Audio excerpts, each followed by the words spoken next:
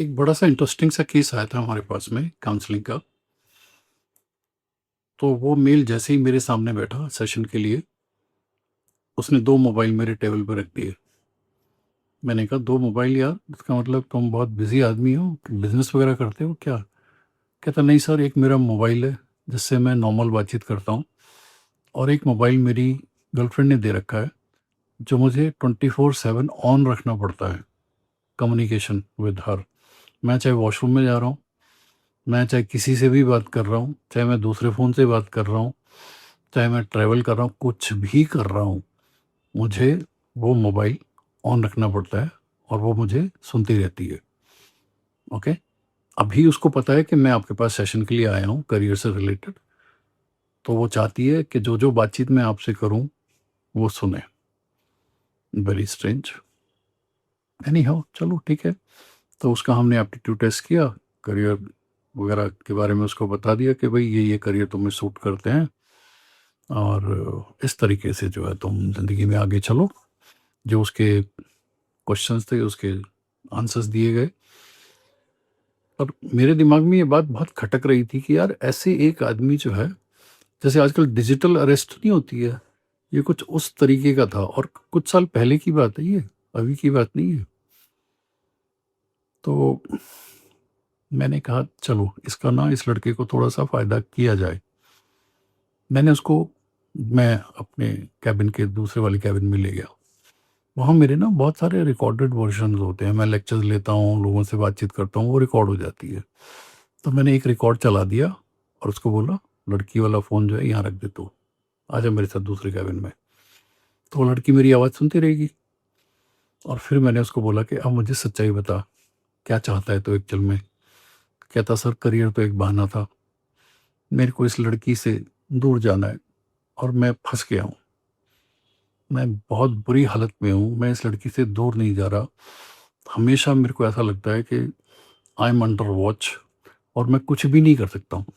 मैं कुछ खाना चाहता हूँ, खेलना चाहता हूँ, कुछ करना चाहता हूँ, ज़िंदगी जीना चाहता हूँ, मैं नहीं कर पा रहा हूँ।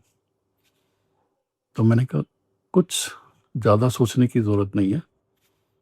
तेरे को बेसिकली चेंज ऑफ लोकेशन करनी है और बेस्ट तरीका यही है, आइलेट्स की तैयारी कर, फटाफट अच्छे से, बहुत बढ़िया-सा उसमें एक स्कोर लेकर आ।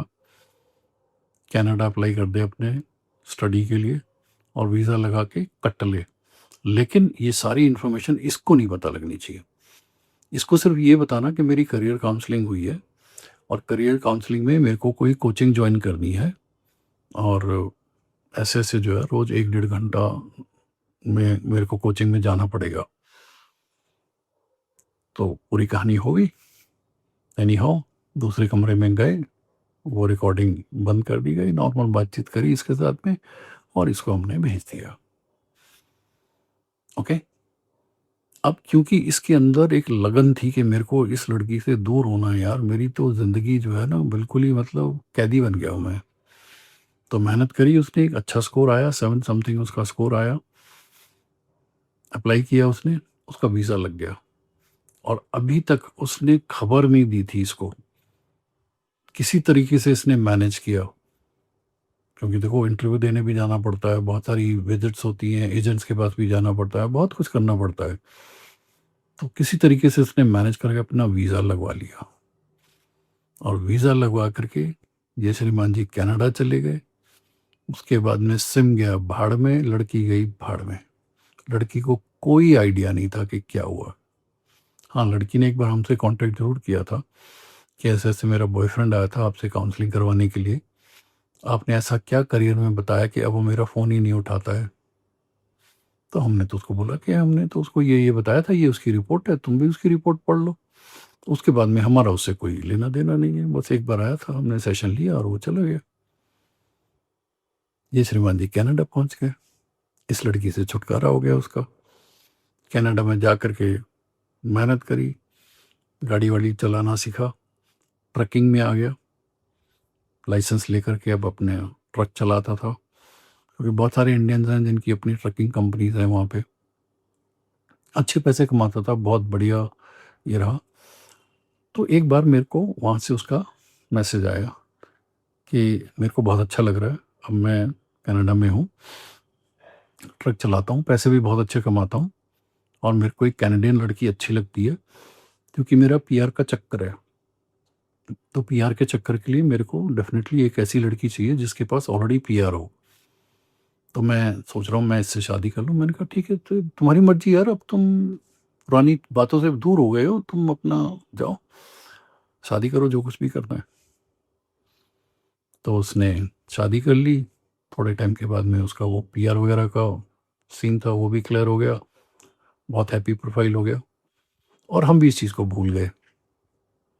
आई गई बात हो गई। बहुत सारे केसेस की काउंसलिंग होती है और जिनकी हैप्पी एंडिंग होती है बहुत अच्छा लगता है। To my surprise I think जब उसने शादी की बात की थी उसके तकरीबन 1 डेढ़ साल के बाद में ही landed up again in my office and पहले तो मैं पहचान नहीं पाया उसको, पर बाद में उसने मेंशन किया कि सर आपको याद होगा मैंने ऐसे-ऐसे सर आपसे पूछ के मैंने शादी कर ली थी। मैंने कहा तो अब मुझे लगा थैंक यू बोलने आया होगा। You will be surprised. उसने आते ही सिम 2 मोबाइल मेरे टेबल पे रखे। कहता सर वही कहानी है। ये मेरा मोबाइल है नॉर्मल बातचीत करने के लिए और ये मेरी गर्लफ्रेंड ने मेरे को दिया है कि मैं कहीं भी जाऊँ, कुछ भी करूँ, व्हाट्सएप कॉल जो है ना मेरी ऑन रहनी चाहिए हमेशा उसके साथ में। बहुत रेयरली होता है कि मैं उस कॉल को डिस्कनेक्ट कर पाता हूँ। मैंने कहा यार ये क्या चक्कर है, पहले इंडियन लड़की थी, अब कनाडियन लड़की है और तुम वैसे के वैसे ही हो, बस ये है कि अब तुम ट्रक चलाना सीख गए हो, कनाडा चले गए और ट्रकिंग करते हो। कहता सर मुझे नहीं समझ में आ रहा। तो डिटेल में जब हम गए तब पता लगा कि उसकी पर्सनैलिटी में बहुत सारे लकूनास थे। वो फीमेल्स की ज़रूरत से ज़्यादा देखभाल करता था। बिल्कुल चिपक जाता था। उसको लगता था कि बस इस फीमेल को खुश करना ही मेरी ज़िंदगी का सोल पर्पज़ है। वो अपने ऊपर बिल्कुल ध्यान नहीं देता था। तो फीमेल्स के साथ क्लोज़ होने में उसको परेशानी नहीं होती थी बिकॉज़ ये नेचर थी उसकी। लेकिन इसी चीज़ को आप काफ़ी देर तक कंटिन्यू नहीं कर सकते।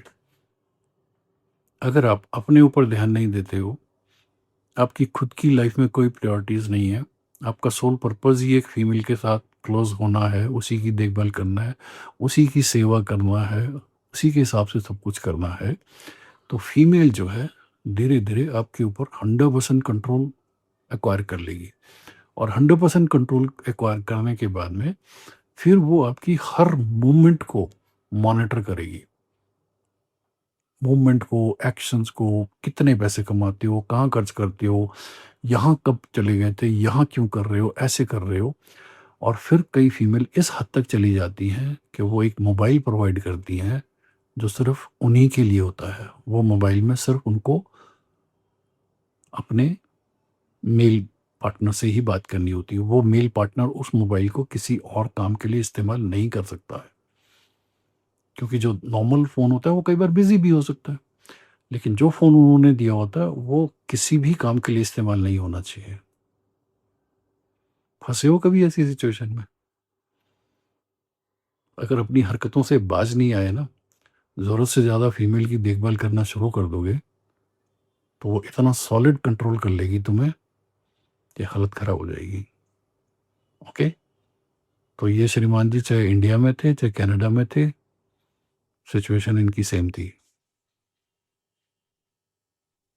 Take care, it's your life.